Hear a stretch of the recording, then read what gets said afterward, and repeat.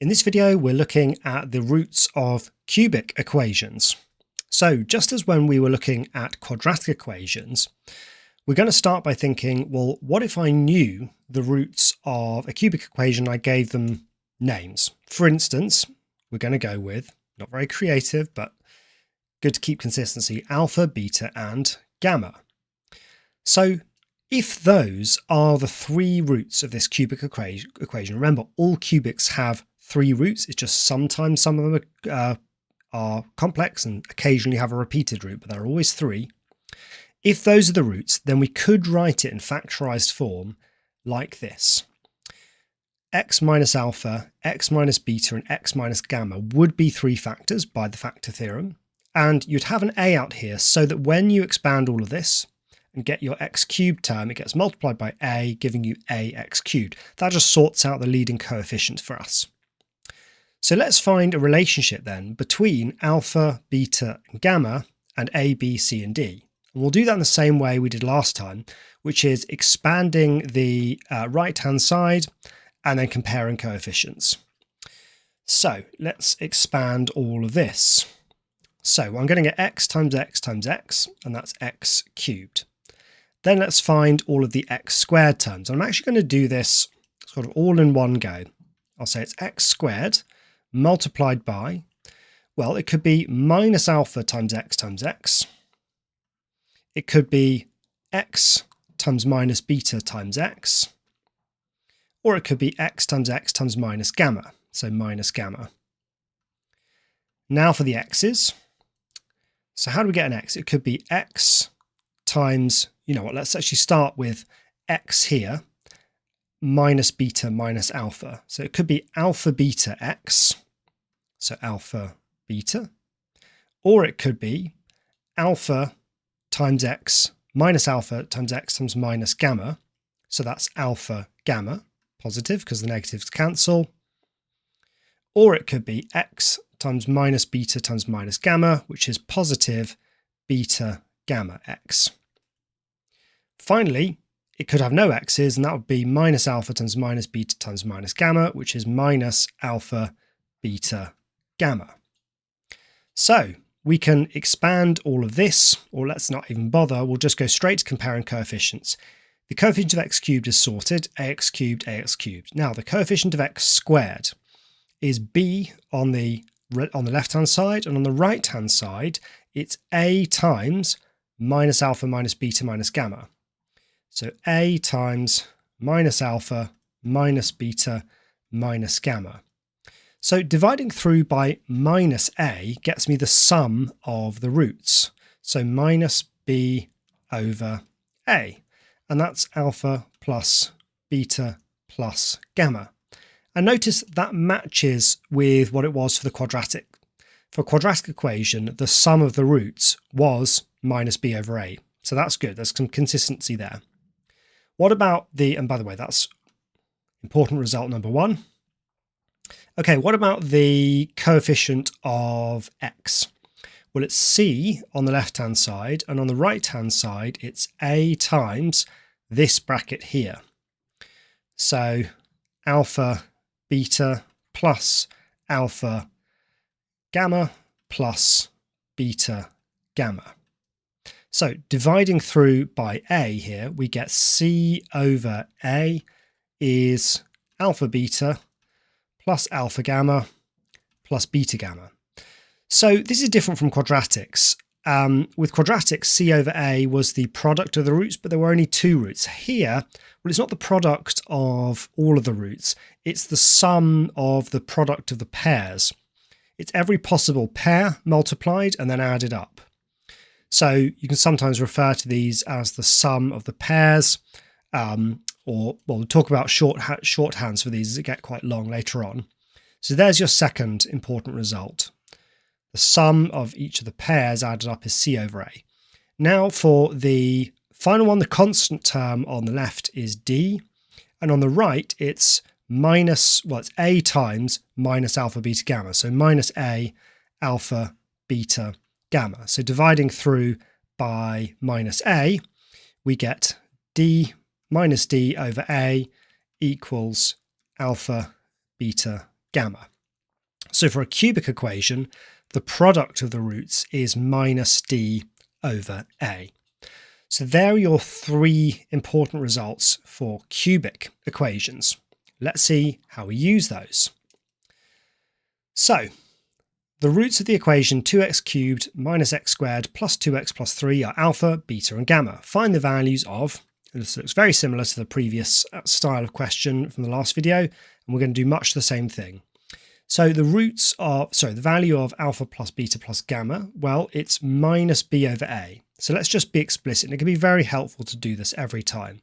A equals 2, b equals minus 1, c equals 2, and d equals 3. So alpha plus beta plus gamma is minus b over a minus minus 1 over 2. And there's the value, the sum of the roots. Sum of the pairs, well, we know that's equal to c over a, which for us is 2 over 2, which is 1. And finally, the product, or penultimately the product is minus d over a. So minus d is minus 3, and a is 2. So there it is, minus 3 over 2. Now for the fiddly one, what about the sum of the reciprocals? Well, we'll do something similar to what we did last time, which is just add these together by giving them a common denominator of alpha, beta, gamma. So we say, what do we need to multiply top and bottom by here? We have to multiply top and bottom by beta, gamma to get alpha, beta, gamma on the bottom. So beta, gamma. Here we had to multiply the bottom by alpha and gamma, so we would multiply the top by alpha and gamma. And here we had to multiply the bottom by alpha, beta, so we multiply the top by alpha, beta. Well, look, this is okay because that's just the sum of the pairs, which we already worked out to be 1. And that's just the product of them, which we also worked out as minus 3 over 2. So evaluate that in total, and it's 2/3, minus 2/3.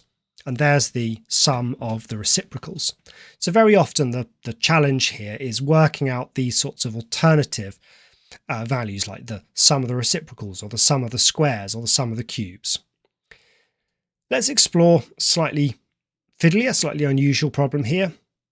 So this says f of x is 8x cubed plus 12x squared plus px plus q. Now, given that the roots of f of x are alpha, alpha over 2, and alpha minus 4, find p and q. Well, probably the most direct way to do this is to remember that the sum of the roots is minus b over a. So the sum of the roots in this case is alpha plus alpha over 2 plus alpha minus 4. And when I add those together, I should get minus b over a. Minus b is minus 12 and a is 8. And this is just an equation I can solve. So what do I have? I've got alpha plus alpha over 2. So that's 2.5 alpha, 2.5 alpha. And then here I've got minus 3 over 2, so minus 1.5. I'm going to add 4 to that, and I get 2.5. So what I learn is that alpha is 1. Now that I know what alpha is, I know what my three roots are, and this makes the rest of it quite straightforward. I could, for example, figure out what p is by remembering that the sum of the pairs is equal to c over a. So c over a is p over 8, and that's got to be equal to alpha times alpha over 2, which is 1 times 1 over 2, plus alpha times this one, gamma if you like, which is 1 times 1 minus 4, which is minus 3, plus this one times this one, which is a half times minus 3.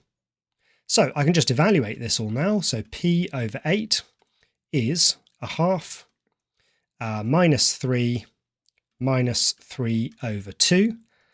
All of this, if I work it out, I've got a half minus 3 over 2 is minus 1, minus 3 is minus 4.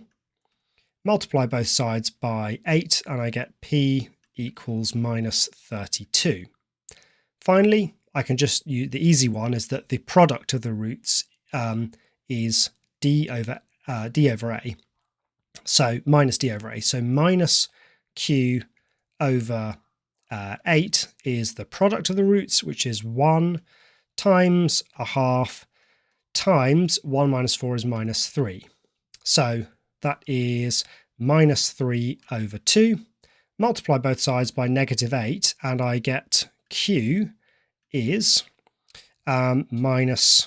positive 12. So q is 12.